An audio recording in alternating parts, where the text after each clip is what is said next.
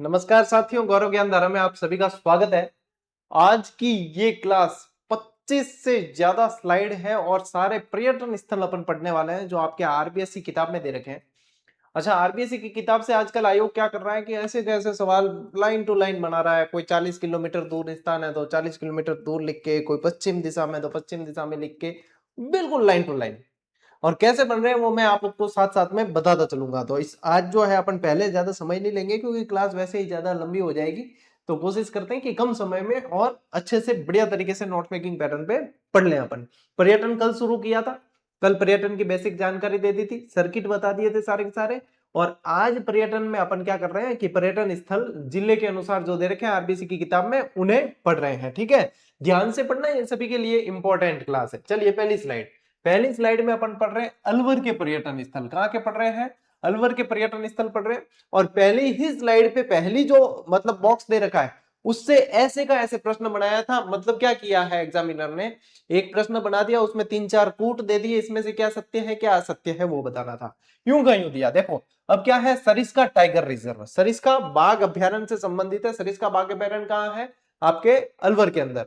अब ये जो है मोर के लिए प्रसिद्ध है, बाघ के लिए प्रसिद्ध है, और यहाँ पे क्रास्का और कांकनवाड़ी का पठार भी है। यदि एक्स्ट्रा जानकारी आप लिखना चाहो तो यहाँ पे क्रास्का और कांकनवाड़ी का पठार है। क्या है? और कांकनवाड़ी का पठार है। पठार भी स्थित है और कांकनवाड़ी का दुर्ग भी यहीं पे स्थित है। अब देखो ये जो है ना बेटा जी, आप लोगों के क्या ध्यान रखोगे आप, ये 1 नवंबर 1955 को अभ्यारण्य का दर्जा मिला है इसे। और इसके बाद 1978-79 में इसे टाइगर रिजर्व का दर्जा मिला है। और इसका कुल क्षेत्रफल 1213 वर्ग किलोमीटर है। 3 लाइनों के अंदर ऐसे का ऐसे जो है कूट मिलान वाला प्रश्न दे दिया था कि इसमें से कौन से सत्य है कौन से नहीं है। यही से हूबहू लाइन उठाई गई। इसीलिए आरबीएससी का बैच अपन पढ़ रहे हैं क्योंकि ये चीजें डायरेक्ट पूछी जा रही है। और क्या ध्यान रखोगे, वन्य जीव के अंदर ये बाघ के अलावा यहाँ पे नीलगाय, लोमड़ी, जंगली सुअर, खरगोश, तेंदुआ, चीतल, सांबर, बंदर जैसे पशु भी पाए जाते हैं, है ना। लेकिन भाई साहब ये ध्यान रखना, ये राष्ट्रीय पक्षी मोर के लिए ये बहुत ज्यादा प्रसिद्ध है। ठीक है, ये ध्यान रखना है। और देखिए पक्षियों के अंदर जंगल बैबलर, बुलबुल, क्वील, कैस्ट्रेड, स्पॉल्ट, eagle, red spurfowl, sandgrouse, woodpecker जैसे पक्षी पाए जाते हैं जो आपके इसी आरबीएससी की किताब में दे रखे हैं। यानी कि भाई साहब फॉरेनर पक्षियों में भी फॉरेनर जो अंग्रेज पक्षी है वो यहाँ पे बहुत ज्यादा देखने को मिलते हैं। हालांकि पक्षियों का स्वर्ग देखा जाए तो भरतपुर के अंदर जो केवलादेव गना पक्षी विहार अभ्यारण्य है वह है, लेकिन यहाँ पे भी ये चीजें पाई जाती है तो ये ध्यान रखना है। सरिस्का टाइगर रिजर्व स्क्रीनशॉट लो भाई साहब और देख लो ये पक्षी थान किन ध्यान नहीं मैंने क्या पक्षियां क्या क्या है। तो ए देख लो, मैं फोटो साथ लाया हूँ सारी सारी। थान ध्यान नहीं भाई, जंगली सुअर के हुए, बंदर के हुए, तो देखो वो जंगली सुअर है वो बंदर है, यहाँ ध्यान पड़ सको थे। सारी की सारी जो है व्यवस्था करी होगी अपन बिल्कुल क्या, हाँ भाई बिल्कुल रोचक तरीके से याद हो जाए। ठीक है, चलिए आगे बढ़े। अब देखो अलवर के अंदर ही एक बसे भूतिया बसे बानगढ़ किला है। इसकी कहानियां तो आप लोगों ने बहुत सुनी है। ठीक है, इसकी कहानियां तो बहुत सुनी है। इसको जो है भूतिया किला के नाम से जानते हैं। इसे क्या कहा जाता है? भूतिया किला। और आने वाले समय भानगढ़ से सवाल बनेगा। क्या सवाल बनेगा? देखो सरिस्का वन्य अभ्यारण्य से 50 किलोमीटर दूर। अब ये भाई साहब आप लोगों को सारी चीजें ऐसे कैसे याद रखनी है, क्योंकि ये जो दूरी वगैरह दे रखी है ना, ऐसे सवाल बन रहे हैं। तो क्या ध्यान रखोगे कि सरिस्का से आपके कहा जाना है 50 किलोमीटर दूर स्थित है। और इसकी स्थापना आमेर के महाराजा भगवान दास के पुत्र माधव सिंह ने किसने करवाई है? यानी कि कछवा वंश के शासक माधव सिंह ने अपनी प्रथम नगरी के रूप में करवाई है। किसने करवाई है? भगवान दास के पुत्र माधव सिंह ने अपनी प्रथम नगरी के रूप में करवाई। मोस्ट इंपॉर्टेंट कर देना, आने वाले समय का मुझे प्रश्न नजर आ रहा है इसके अंदर। और क्या ध्यान रखोगे, रहस्य और मान्यता देखिए। कालांतर में वीरान होने के कारण इसके संबंध में कई किंवदंतियां प्रचलित हो गई, जिससे इसे भारत का सर्वाधिक रहस्यमय स्थान होने का गौरव प्राप्त है। इसीलिए मैंने पहले ही बता दिया आप लोगों को कि इसे भूतिया किला कहा जाता है। इसके अंदर क्या क्या है? इसके अंदर 7 मंजिला महल के अवशेष है। इसके अंदर सुव्यवस्थित बाजार के अवशेष देखने को मिलते हैं, दुकानों के अवशेष देखने को मिलते हैं, सोमेश्वर महादेव का मंदिर है, गणेश मंदिर है, और एक तालाब भी बना हुआ है अंदर। तो ये ध्यान रखना, इसके अंदर ये सारी चीजें जो है भानगढ़ किले के अंदर मौजूद है। 7 मंजिला महल के अवशेष मोस्ट इंपॉर्टेंट पूछा जा सकता है भाई। ठीक है, लो टाबरो स्क्रीनशॉट लो फटाफट। अगला देखिए, मुशी रानी की छतरी। अब मुशी रानी की छतरी अलवर है और इसे कहा जाता है 80 खंभों की छतरी। इसे क्या कहते हैं? 80 खंभों की छतरी कहा जाता है, 80 खंभों की छतरी कहा जाता है, जो कहाँ है अलवर में, जो कहाँ है अलवर में। एक ऐसे के ऐसे 84 खंभों की छतरी भी आप लोगों के पूछी जाती है। क्या पूछी जाती है? 84 खंभों की छतरी, वो कहाँ है? ऐसा का ऐसा मिलता जुलता प्रश्न देखो, वो कहाँ है? वो बूंदी के अंदर है, पर्यटन स्थल के अंदर ही वो भी अपन पढ़ेंगे, है ना। तो 80 और 84 दोनों ध्यान रखना है। वैसे 32 खंभों की तो बहुत जगह है, सवाई माधोपुर में, भीलवाड़ा में 32 जगह, 32 खंभों की तो बहुत ज्यादा है। इतिहास देखिए इसका, अलवर के महाराजा बख्तावर सिंह की रानी मूसी रानी की स्मृति में, मूसी रानी की स्मृति में महाराजा विनय सिंह द्वारा इसका निर्माण करवाया है। बख्तावर सिंह की पासवान थी ये, है ना, मूसी रानी, और उसके लिए विनय सिंह ने जो है ये निर्माण करवाया है मूसी रानी की छतरी का। भारतीय और इस्लामिक शैली का अनूठा मिश्रण है, ये शैली भी पूछ रहे हैं आजकल कि ये कौन सी शैली में बनी हुई, तो पूछ सकते हैं भारतीय और इस्लामिक शैली का अनूठा मिश्रण है।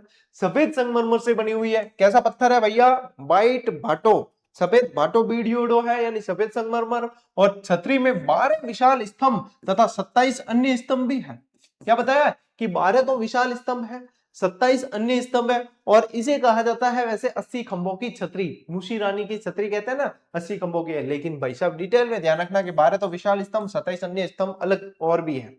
चित्रांकन देखिए, इसके आंतरिक भाग में भगवान श्री कृष्ण, श्री रामचंद्र जी, लक्ष्मी जी, सीता माता की छवियां और महाराजा बख्तावर सिंह के जीवन से संबंधित चित्र बने हुए हैं इसके अंदर, मूसी रानी की छतरी के अंदर।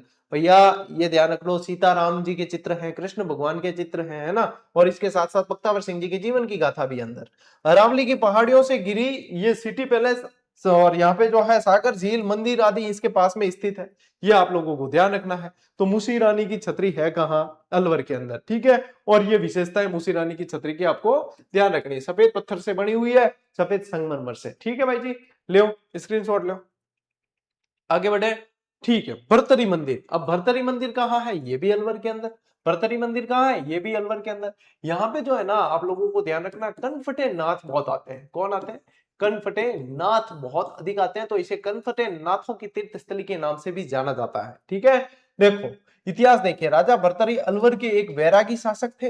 अलवर के एक वैरागी शासक थे जो उज्जैन से वहां से आए थे, है ना, जिनके जीवन के अंतिम समय यहीं पे बीते थे। महाराजा जय सिंह ने 1924 ईस्वी में इस मंदिर को नया स्वरूप दिया था। मोस्ट इंपोर्टेंट कर देना, किसने? महाराजा सवाई जय सिंह ने जो है वो इस मंदिर को नया स्वरूप दिया था। मंदिर में एक अखंड ज्योत सदैव प्रज्वलित होती है। मंदिर में एक अखंड ज्योत सदैव प्रज्वलित होती है, सदैव प्रज्वलित रहती है। यहाँ मुख्य मेला भाद्रपद शुक्ला अष्टमी को बनता है। ये भी प्रश्न जो है आप लोगों के मोस्ट इंपोर्टेंट आने वाले समय में छपेगा। अभी सेकंड ग्रेड में मेलों से संबंधित मिलान वाले प्रश्न छपे हैं, जिसमें कैला देवी का मेला पूछ लिया था, है ना। तो ये ऐसे जो है प्रश्न बनते हैं। तो भरतरी मेले से संबंधित भी पूछेंगे, भाद्रपद शुक्ला अष्टमी को बनता है, ठीक है। पास में हनुमान जी का मंदिर है, महादेव जी का मंदिर है, और भगवान श्री राम का मंदिर यहाँ पे बना हुआ है। और क्या ध्यान रखोगे? कनफटे नाथों की शरण स्थली इसे कहा जाता है, भरतरी मंदिर को, जो अलवर के अंदर है, राजा भरतरी का मंदिर है, ठीक है। ले उठा ब्रो, स्क्रीनशॉट ले। कि मैं माता कौन कराला, सीधे सीधा आप क्लास में बहुत ढंग हूं और तल्लीनता हूं पढ़ा, ठीक है। और सारे जो है आपको भ्रमण करवा दूंगा मैं। अब सिल्लीसेठ झील, सिल्लीसेठ झील जो है ये अलवर की बहुत शानदार झील है। और आप लोगों को बता दूं कि ये जो है भारत का पांचवा, क्या राजस्थान का पांचवा जो है, क्या है, रामसर भूमि क्षेत्र के अंदर, रामसर लिस्ट के अंदर जुड़ा है ये। रामसर आर्द्र भूमि यानी कि नम भूमि क्षेत्र के अंदर ये जुड़ा है, क्षेत्र की सूची के अंदर जुड़ा है। पहले केवलादेव और सांबर पहले से थे, फिर मैनार और खीचन जुड़े।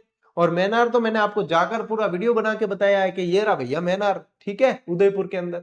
फिर बाद में जो है सिलीसेड को भी आपके दिसंबर 2025 में जोड़ दिया गया, लगभग तारीख थी 12 दिसंबर 2025 को सिलीसेड झील को भी जो है जोड़ दिया है पांचवें नमभूमि क्षेत्र के अंदर। और देखिए अरावली के पश्चिम छोर पर पहाड़ों के बीच स्थित यह झील अलवर से सरिस्का जाते समय 15 किलोमीटर की दूरी पर है। अब ये दूरी सहित भैया प्रश्न पूछ रहे हैं, तो इसलिए मैं आपको बार बार कह रहा हूं ऐसे ही याद करना। 15 किलोमीटर की दूरी पे इसका निर्माण महाराजा विनय सिंह ने 1845 में सिलीसेड बांध के रूप में स्थानीय नदी रूपारेल की एक शाखा को रोककर किया था। ये रूपारेल नदी लसावरी नदी के रूप से के नाम से भी जानी जाती है, ठीक है। लसावरी यही है ना, लसावरी नदी के रूप में भी जानी जाती है। और इसकी एक शाखा को रोक के इसका निर्माण करवाया था। ठीक है, अब देखिए आकर्षण और गतिविधियां देखिए। इस झील के किनारे सिलिसेड लेक पैलेस स्थित है। राजस्थान पर्यटन विकास निगम द्वारा हेरिटेज होटल के रूप में संचालित किया जाता है इसे, लेक पैलेस को। और पर्यटकों के लिए बोटिंग और बर्ड वॉचिंग की सुविधा है, पक्षियों को देखने की। देखो पक्षी है इसीलिए तो आर्द्रनम भूमि के अंदर जो है शामिल किया गया है, तो पक्षियों को देखने की सुविधा है और बोटिंग की सुविधा है। सर्दियों में यहाँ विभिन्न प्रजातियों के पक्षी, बतखे, मगरमच्छ आदि देखे जा सकते हैं। तो सिलिसेड झील जो है आप लोगों के अलवर का ही एक क्षेत्र है जो आपको ध्यान रखना है। ठीक है, ले टावरो स्क्रीनशॉट। काले अजमेर वाला तो पढ़ लिया आपा है नहीं, अब अजमेर के बाद अलवर माते आया हाँ, और अलवर के बाद बांसवाड़ा पे आए हैं। ठीक है, बांसवाड़ा को क्या कहा जाता है? सुनहरे द्वीपों का शहर कहा जाता है, 100 द्वीपों का शहर भी कहा जाता है ना। वागड़ क्षेत्र के अंतर्गत आता है, दक्षिण में है, कर्क रेखा निकलती है यहाँ से, बहुत सारी विशेषताएं। और इसके प्रमुख प्रमुख पर्यटन केंद्र में सबसे मोस्ट इंपॉर्टेंट क्या है? माही बांध, यानी कि माही बजाज सागर बांध। इसका पूरा नाम क्या है? माही बजाज सागर, बजाज सागर बांध।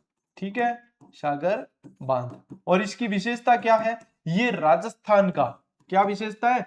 ये राजस्थान का सबसे लंबा बांध है, राजस्थान का सबसे सबसे लंबा बांध है, लंबा बांध है। कितना लंबा है? इसकी लंबाई कितनी है? 3109 मीटर लंबा है ये, 3109 मीटर लंबा है।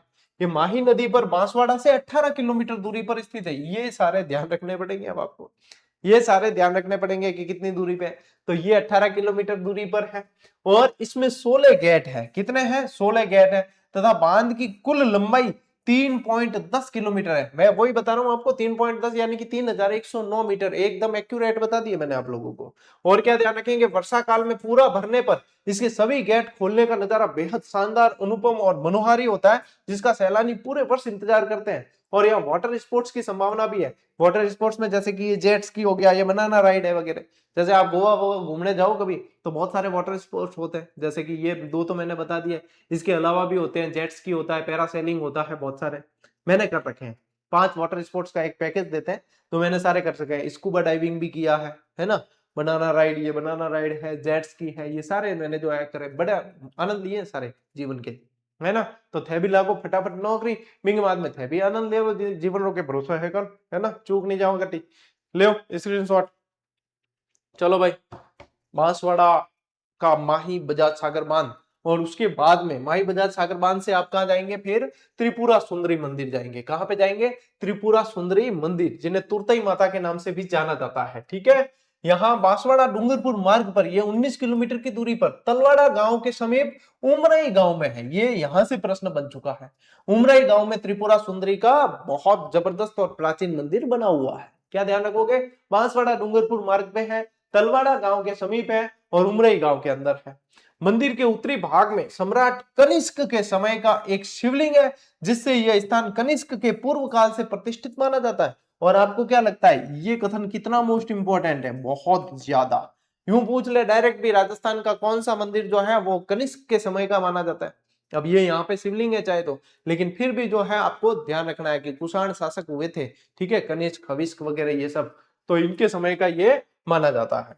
मंदिर के समीप विक्रम संवत 1540 का शिलालेख भी लगा हुआ है, ये भी मोस्ट इंपॉर्टेंट।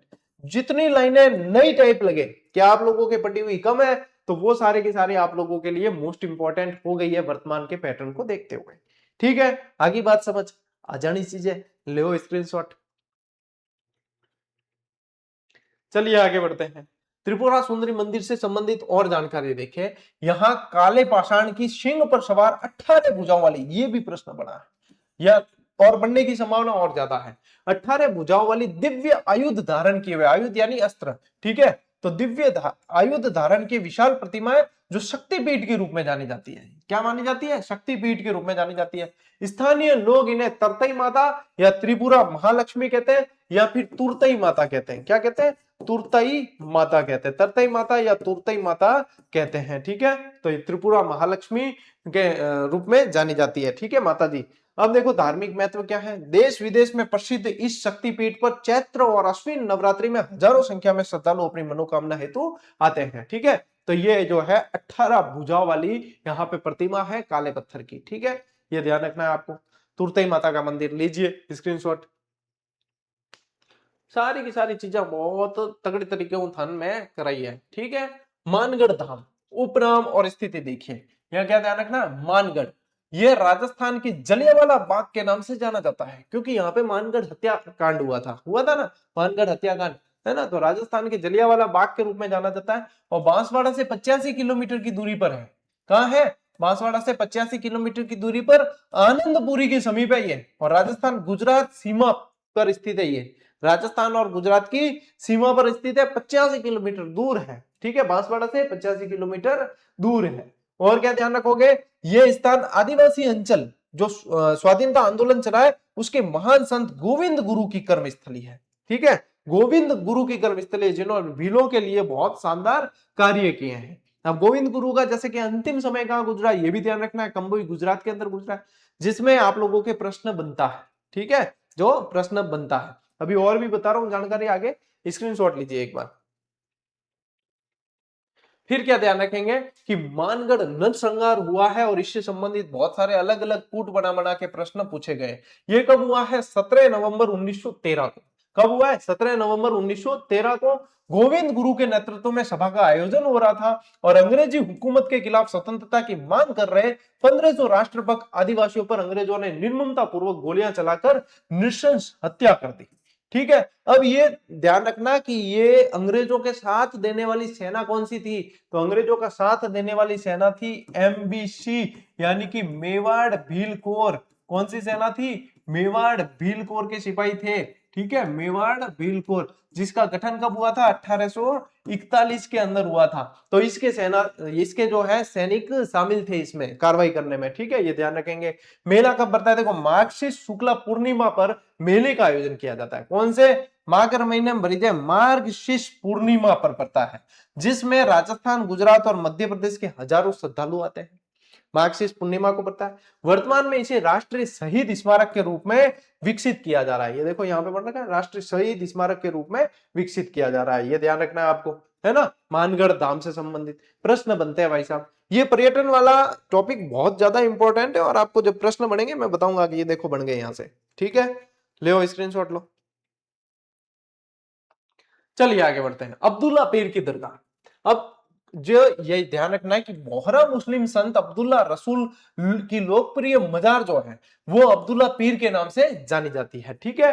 स्थिति कहां है? बांसवाड़ा शहर के दक्षिणी भाग में। भाई साहब ये चीजें इंपॉर्टेंट है, आजकल ये चीजें एग्जामिनर पकड़ रहा है। एग्जामिनर क्या चाहता है कि ऐसी चीज जो स्कूल की किताबों में या ऑथेंटिक सोर्स में बढ़िया तरीके से लिखी हुई मिले, लेकिन स्टूडेंट का ध्यान कम जाए। और ध्यान को नहीं कि ओ बाबू वो है याद कराया थी, ठीक है, कि कौन सा दक्षिण में, कौन सा पश्चिम में, कौन सा पूर्व में। मैं बता रहा हूं आप लोगों को, यहाँ से इस तरीके से प्रश्न बनाने का मानस बना चुका है एग्जामिनर। तो बांसवाड़ा के दक्षिण के अंदर है अब्दुल्ला पीर की दरगाह है, ठीक है। यहाँ हर वर्ष आयोजित होने वाले उर्स में बड़ी संख्या के अंदर बोहरा समुदाय के लोग जो शामिल होते हैं, ठीक है। तो बोहरा समुदाय का ये बहुत प्रसिद्ध जो है तीर्थ स्थल है, ध्यान रखना है आप लोगों को, स्क्रीनशॉट लीजिए। चलो आगे बढ़ा। सीताबाड़ी। अब देखो सीताबाड़ी से भी कैसा प्रश्न बना है वो भी मैं आप लोगों को बता देता हूं। सीताबाड़ी है कहां?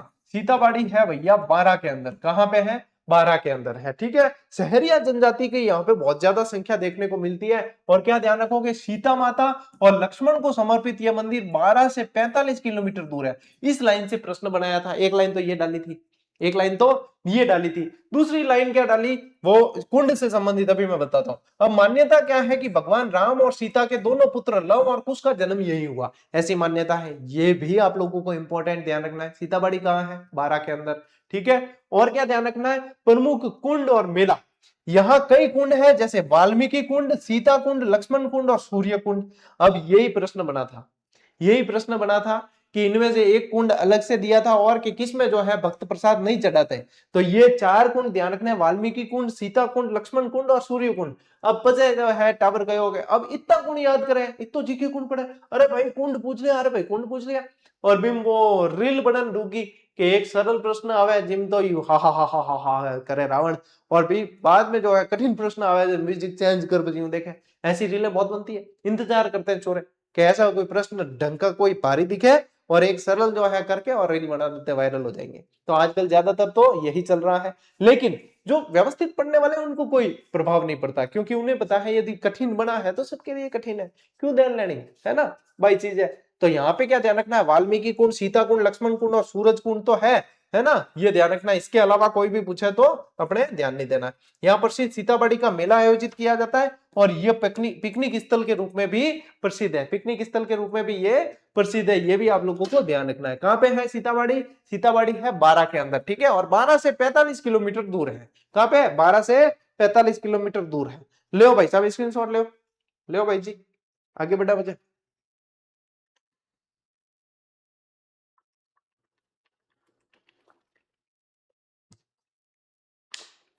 चले आगे, देखिए शेरगढ़ किला। अब शेरगढ़ के किले दो जगह हैं, एक तो बारां के अंदर है और एक धौलपुर के अंदर है। तो अब जब अपन ने सीताबाड़ी पढ़ा है तो अब सीताबाड़ी के साथ ही अपन बारां वाला शेरगढ़ का किला पढ़ रहे हैं, ठीक है। तो ये बारां से लगभग 65 किलोमीटर दूर परवन नदी के किनारे है, यानी कि ये भी एक तरीके से कैसा हो गया, ये भी हो गया एक तरीके से जल दुर्ग हो गया, ठीक है, औद्रुक दुर्ग बोलते हैं जिसको। तो ये ध्यान रखना कि लगभग 65 किलोमीटर दूर है बारां से, और इसका मूल नाम कोसवर्धन था, लेकिन शेरशाह सूरी ने इसको जीता और शेरशाह सूरी ने इसका नाम शेरगढ़ कर दिया। इसका मूल नाम क्या था, कोसवर्धन दुर्ग, लेकिन शेरशाह द्वारा इस पर कब्जा करने के बाद इसे शेरगढ़ नाम दे दिया। और यह किला अनेक वर्षों तक विभिन्न राजवंशों के शासन में रहा है और शासकों के लिए सामरिक सैन्य का महत्व यह किला रखता है। शेरगढ़ परवन नदी के किनारे बारां के अंदर है, ठीक है। लीजिए भाई साहब स्क्रीनशॉट, आगे बढ़ा, ठीक है। अब पढ़ते हैं अपन रामगढ़, रामगढ़ भंडदेवरा, रामगढ़ भंडदेवरा, रामगढ़ मात्रा एक ज्यादा लगी बेशक। अब ठीक है ना, ओके, लेट्स बिगिन। देखो परिचय, शहर से 40 किलोमीटर दूर ये प्रश्न बन चुका है, रामगढ़ बारां से संबंधित, और यहीं से बना था पूरा प्रश्न, यहीं से बना था। इसे राजस्थान का मिनी खजुराहो कहा जाता है या हडोती का खजुराहो कहा जाता है। या तो राजस्थान मिनी खजुराहो ध्यान रखना या हडोती खजुराहो ध्यान रखना, इनको नाम, ठीक है। ये सीधा का सीधा पहली लाइन ही ये दी गई थी। फिर ये जो है 10वीं शताब्दी का प्राचीन मंदिर है, ये ध्यान रखना है। और खजुराहो शैली से मिलती जुलती इनकी वास्तुकला होने के कारण राजस्थान का मिनी खजुराहो कहते हैं। खजुराहो शैली में क्या होता है, काम कला पर आधारित मूर्तियां होती है। क्या होता है, काम कला पर आधारित, काम कला पर आधारित मूर्तियां होती है, काम कला पे आधारित मूर्तियां होती है इसके अंदर, ठीक है। फिर देखिए, यह मंदिर एक छोटे तालाब के किनारे बसा हुआ है और यहाँ की अनूठी परंपरा के अनुसार प्रसाद के तौर पर एक देवता को मिठाई और सूखे फल चढ़ाए जाते हैं यहाँ पे, ठीक है। प्रसाद के तौर पे मिठाई और सूखे मेवे चढ़ाए जाते हैं, सूखे फल यानी सूखे मेवे, काजू बादाम किशमिश वगैरह ऐसा चीजें, ठीक है, वो ध्यान रखना। और दूसरे आराध्य देवता की सेवा में मांस और मदिरा प्रस्तुत की जाती है। दूसरे आराध्य देवता में की प्रतिष्ठा में क्या, मांस और मदिरा, और एक देवता की प्रतिष्ठा में क्या किया जाता है, यहाँ पे ये मिठाई और सूखे फल यानी कि सूखे मेवे चढ़ाए जाते हैं, ठीक है। तो ये ध्यान रखना आपको, रामगढ़ भंडदेवरा मिनी खजुराहो कहा जाता है, ठीक है। लीजिए स्क्रीनशॉट, आगे बढ़ा। बाड़मेर के प्रमुख पर्यटन स्थल, ठीक है। अब बाड़मेर रो नाम आवे और किराडू नहीं पढ़ानी तो मजो नहीं आवे। तो सबसे पहले ध्यान रखना है, बाड़मेर के अंदर जो है एक गांव है हाथमा गांव, और हाथमा के समीप पड़ता है आप लोगों के किराडू मंदिर, और किराडू मंदिर जो है राजस्थान का खजुराहो कहा जाता है।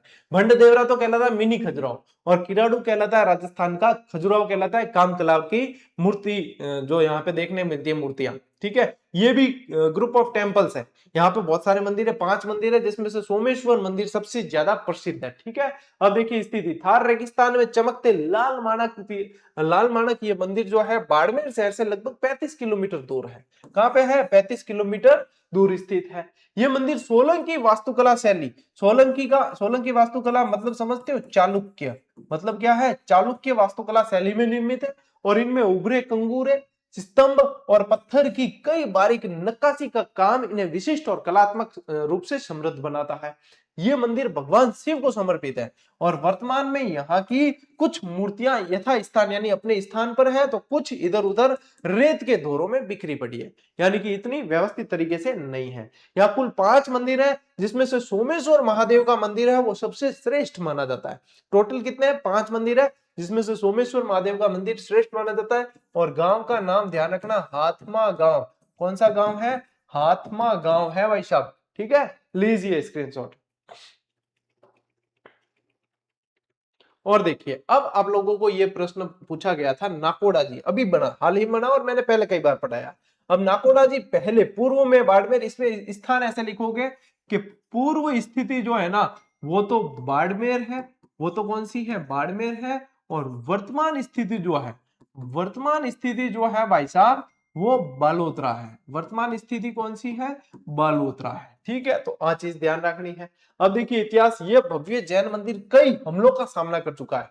13वीं शताब्दी में आलम शाह ने इस मंदिर पर हमला कर इसे लूटा था, लेकिन वे भगवान की मुख्य प्रतिमा को नहीं ले जा सके। मोस्ट इंपॉर्टेंट लाइन है भाई, ऐसे कैसे अपने आरबीसी वस्तुनिष्ठ जो संग्रह दे रखा है आपको, उसके अंदर ये सारी जानकारी है। नोट्स बनाने का भी उसमें तो काम नहीं है, सारे प्रश्नोत्तर के माध्यम से व्याख्या में सारी जानकारी दे रखी है ना। मेरी उम्मीद है कि आप उसे पढ़ रहे होंगे समय समय पे। हमले का आभास होने पर गांव वालों ने क्या किया, मूर्ति को गांव में ही छिपा दिया। जब आलम शाह ने इस मंदिर पे हमला किया तो गांव वालों ने क्या किया कि मूर्ति को छिपा दिया, और शांति होने के बाद 15वीं सदी में प्रतिमा को वापस लाकर मंदिर में पुनः स्थापित किया है। कहां की बात हो रही है, नाकोड़ा जी जैन मंदिर की बात हो रही है, ठीक है। देखिए मूल रूप से यह मंदिर 3री शताब्दी में निर्मित हुआ था, जिसे बाद में कई बार पुनर्निर्मित किया गया। और यहाँ सबसे बड़ा मंदिर किसका है, पार्श्वनाथ जी का है, ठीक है, पार्श्वनाथ जी का है। और क्या ध्यान रखोगे, इन्हें हाथ का हुजूर भी कहा जाता है, इन्हें हाथ का हुजूर भी कहा जाता है। और नाकोड़ा जी जो है ना, ये नाकोड़ा जी जो यहाँ पे लिखा हुआ है, इन्हें मेवा नगरी के नाम से जानते हैं। क्या कहते हैं, मेवा नगरी कहा जाता है, मेवा नगरी के नाम से जानते हैं, ठीक है भाई साहब, लीजिए स्क्रीनशॉट। चलो जी आगे बढ़ा। रानी भटियाणी मंदिर जो आपके पड़ता है जसोल के अंदर, और जसोल है वर्तमान में बालोतरा जिले के अंदर। तो ये कहां है, ये है जसोल, ये कहां है, जसोल के अंदर। और जसोल वर्तमान में कहां है, बालोतरा के अंदर है, ठीक है। मैं कई बार गया हूं और वहां से एक वीडियो भी बना के बताया था आपको। अब रानी भटियाणी जी जो है एक हिंदू देवी है, जिन्हें स्थानीय लोग बुआसा के नाम से जानते हैं। क्या कहते हैं, बुआसा के नाम से पुकारते हैं। पश्चिमी राजस्थान और सिंध में बहुत ज्यादा इनकी पूजा होती है, पूजनीय है ये, ठीक है। अब देखो यहाँ पे ये बाड़मेर लिखा है ना, ये पूर्व तो बाड़मेर था, लेकिन वर्तमान जिला इसका कौन सा हो गया है, वर्तमान हो गया है बालोतरा। वर्तमान कौन सा है, बालोतरा है, ध्यान रखना, ठीक है। तो यहाँ पे भी मैं बाड़मेर काट के और क्या लिख रहा हूँ, यहाँ पे भी बालोतरा लिख रहा हूँ, ठीक है, बालोतरा लिखना वर्तमान के अंदर। तो यह मंदिर बालोतरा के जसोल गांव में स्थित है, और मुख्य रूप से डोली यानी कि दमामी जाति की आस्था का केंद्र बना हुआ है, इनकी आस्था का केंद्र है। अब देखिए ये जैसलमेर के जोगीदास गांव की राजकुमारी और भाटी राजपूत थी, क्योंकि भाटियों की बेटी है ना, इसलिए इन्हें भटियाणी शाह के नाम से जानते हैं, ठीक है, ये ध्यान रखना है। राठौर राजा से शादी के बाद ये बाड़मेर आई, लेकिन राठौर राजा की बड़ी रानी ने ईर्ष्यावश इन्हें और इनके पुत्र लाल सिंह को जहर दिलवाकर मरवा दिया था।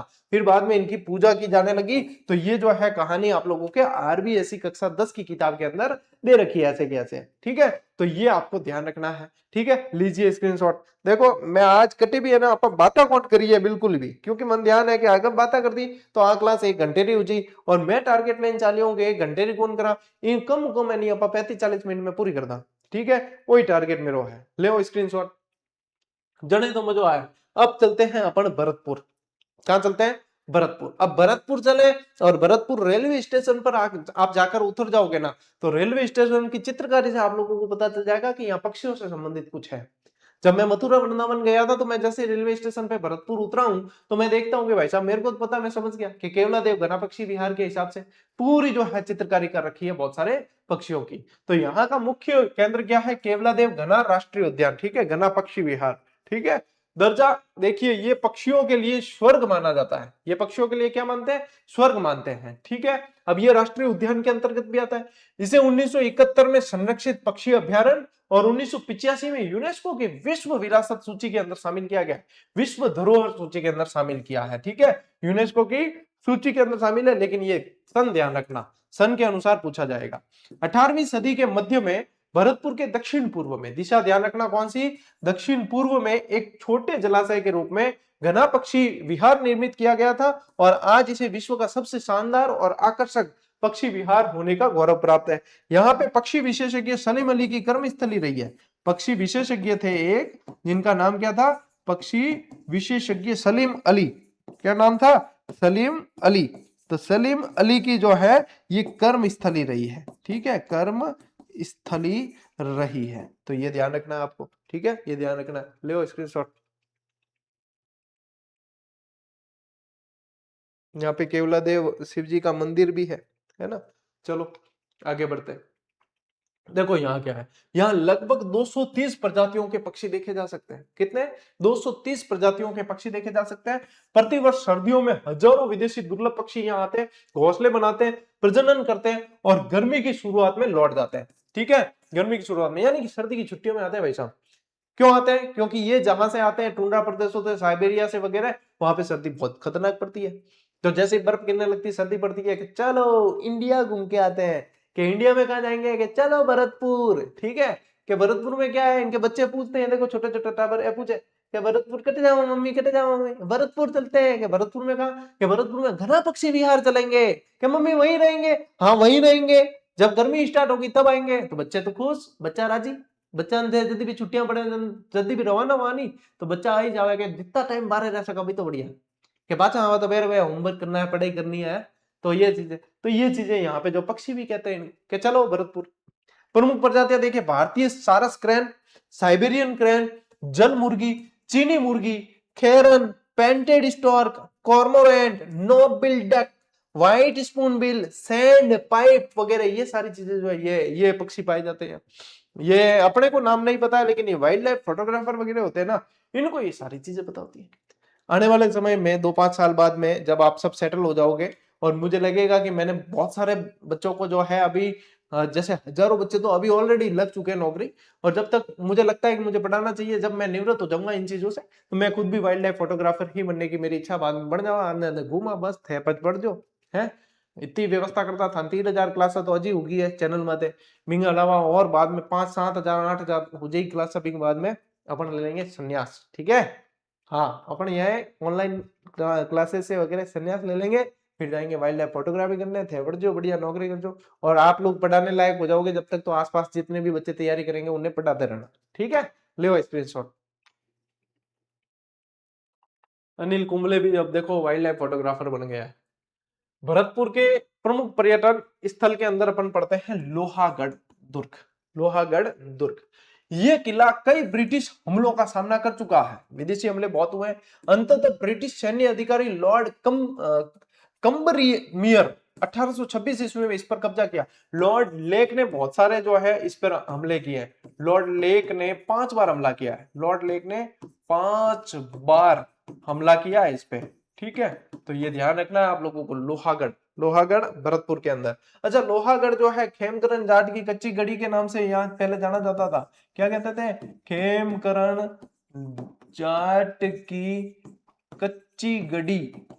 कच्ची गढ़ी, ये प्रश्न भी बन चुका है। ठीक है, इसके नाम से जाना जाता था। सुरक्षा और बनावट देखिए, दुश्मनों से बचाव के लिए इसके चारों तरफ गहरी खाई है, यानी कि ये कैसा दुर्ग हो गया? ये हो गया आप लोगों के पारिक दुर्ग। कैसा हो गया? पारिक दुर्ग हो गया। और इसमें पानी भरा जाता था और मजबूत गेट अष्ट धातु लकड़ी से बने हुए थे, और चारों तरफ जो है इसके दीवार भी थी। चारों तरफ दीवार भी थी, तो ये एक तरीके से पारिद दुर्ग भी था। पारिद भी था और पारिक भी था। ठीक है, ये ध्यान रखना है। इसी कारण ये अजय किला था। इसको क्या कहा जाता है? इसको बोला जाता है अजय दुर्ग। इसको क्या बोलते हैं? अजय दुर्ग के नाम से भी इसे जाना जाता है। ठीक है, जाटों के अधीन रहा है, ये जाट राजवंश के अधीन रहा है। स्क्रीनशॉट लो, आगे बढ़ते हैं और देखा बार जानकारी। ठीक है भाई साहब, देखिए प्रमुख स्मारक इसके अंदर महल कौन कौन से बने। इसके अंदर कोठी खास, इसके अंदर महल खास, मोती महल, किशोरी महल जैसे सुंदर स्मारक बने हुए, महल बने हुए।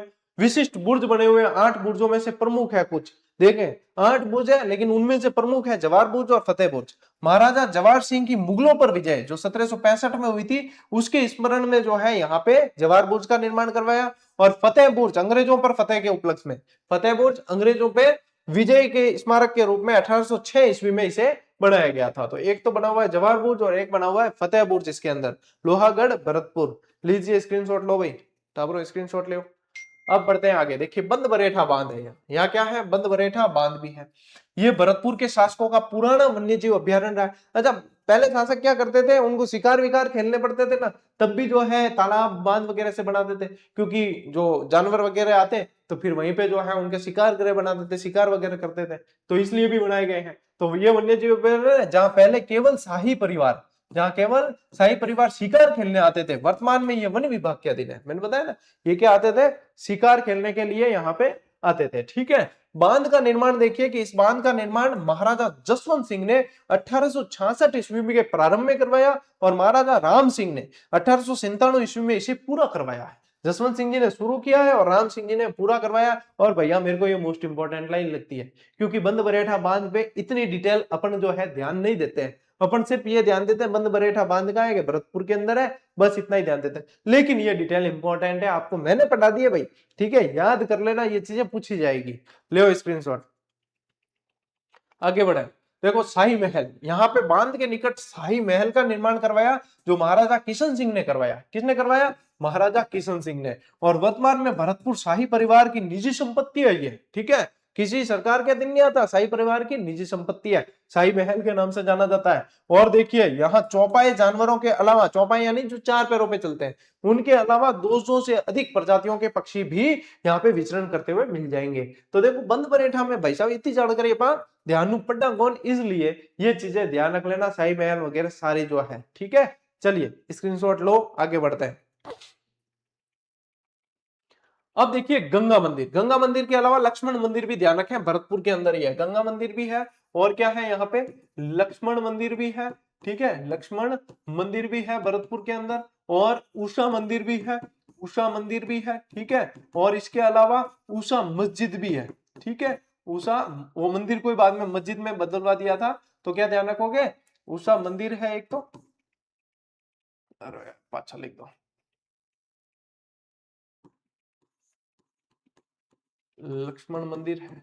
ठीक है, और उषा मंदिर है, और उषा मस्जिद भी है। ठीक है, ये ध्यान रखना है। अब गंगा मंदिर के अंदर देखिए, भरतपुर का ये लोकप्रिय मंदिर राजपूत, मुगल और द्रविड़ स्थापत्य शैली का एक सुंदर मिश्रण है। द्रविड़ यानी कि दक्षिण भारत की जो मंदिर की निर्माण शैली होती है ना, वो द्रविड़ शैली है। तो इन तीनों का यह मिश्रण पाया जाता है। इस मंदिर का निर्माण महाराजा बलवंत सिंह द्वारा 1845 ईस्वी में शुरू किया गया था, जिसका निर्माण कार्य 90 वर्षों तक चला था। कितने साल चला है? 90 साल तक जो है मंदिर का निर्माण कार्य चला है। कितने? 90 साल तक चला है। उनके उत्तराधिकारी राजा ब्रजेंद्र सिंह ने इस मंदिर में देवी गंगा की जो है मूर्ति की स्थापना की। यानी कि गंगा मैया क्या है? नदी है, लेकिन इनकी मूर्ति रूप में स्थापना की है किसने? ब्रजेंद्र सिंह ने की है। लेकिन निर्माण कार्य किसने शुरू करवाया है? बलवंत सिंह ने करवाया है। ठीक है, तो यहां से क्या ध्यान रखोगे? B2B ध्यान रखना है, बलवंत सिंह से ब्रजेंद्र सिंह। 90 साल जो है काम चला है भाई। ठीक है, ले स्क्रीनशॉट, आगे बढ़े।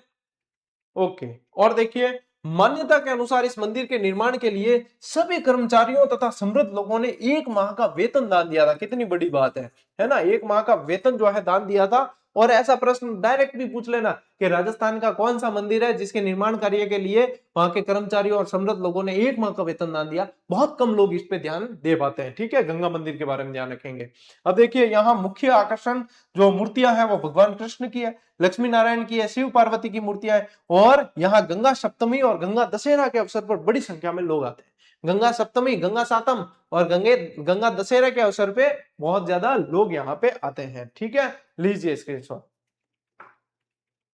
चलिए आगे बढ़ते हैं। और इसी के साथ में जो मैं टारगेट लेके चला था कि मुझे जो है 35 से 40 मिनट के अंदर ये 25 स्लाइड बच्चों को पढ़ानी है और बढ़िया तरीके से पढ़ानी है। जितनी एक्स्ट्रा जानकारी साथ में देनी है वो देते हुए पढ़ानी है, याद करा देनी है। तो मैंने काफी सारे जो है आपके लिए आसानी कर दी है। ऐसी की ऐसी क्लास कल आएगी, वही 35-40 मिनट और वही 25-30 स्लाइड है। ठीक है, क्योंकि पर्यटन में भैया स्लाइड बहुत ज्यादा बन रही है, मैटर भी है, लेकिन अपन उसको टाइम के अनुसार जो पढ़ रहे हैं।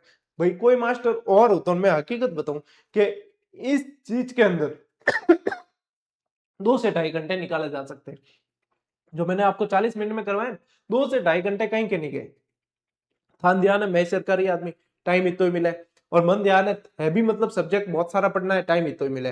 तो अपन दोनों ही जो है एक दूसरे का ध्यान रखते हैं कि कम समय में जब पढ़ा जा सकता है तो क्यों समय व्यर्थ करना। यही चीज मैं पूरा लिख के पढ़ाता, मैं याद कर लेता और पूरा एक एक लिख के पढ़ाता। 6 घंटे की क्लास है, 6 घंटे की क्लास को 40 मिनट में जब हो सकती है तो 6 घंटे क्यों लगाने? समय की तो कीमत है, समय का ही तो, समय की वैल्यू। और भाई साहब वस्तुनिष्ठ किताब जो आपको ये वाली दे रखी है ना हमने, ये किताब आप लोगों को ध्यान रखना है, कि इसके अंदर ये सारी जानकारी दे दी है और आरबीएससी का एक भी शब्द, एक भी लाइन ऐसी नहीं मिलेगी जो इससे बाहर चली जाए। जब जब जो जो पेपर बनेगा और आरबीएससी की किताब में से प्रश्न बन रहा है तो वो इसमें मिलेगा, आरबीएससी से बाहर भी बनने वाले प्रश्न इससे मिल जाएंगे। लेकिन ऐसा नहीं होगा कि वो किताब आरबीएससी के अंदर प्रश्न मिल रहा है आपको और इसमें नहीं मिलेगा, ऐसा नहीं हो सकता। तो 5 किताबों का संग्रह एक में ही आ गया है प्रश्नोत्तर शैली में, तो क्यों समय व्यर्थ करना, आज से ही पढ़नी शुरू कर दो। यदि नहीं लिया, मार्केट में सभी जगह आप लोगों के उपलब्ध है। ठीक है, चलिए आज की क्लास में साथियों इतना ही। अब मिलते हैं अपन अगली क्लास में, अगले सेशन में। तब तक के लिए राम राम, जय हिंद।